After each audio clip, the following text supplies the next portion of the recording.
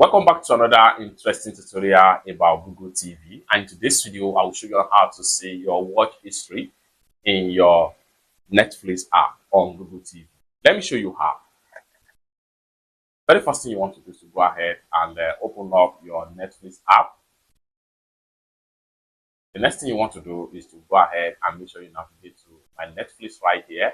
So once you get to my Netflix, you'll be able to see some of your previous and recently watched video on your Netflix app. You can scroll down and see more right here. These are previous watch history on your Netflix app.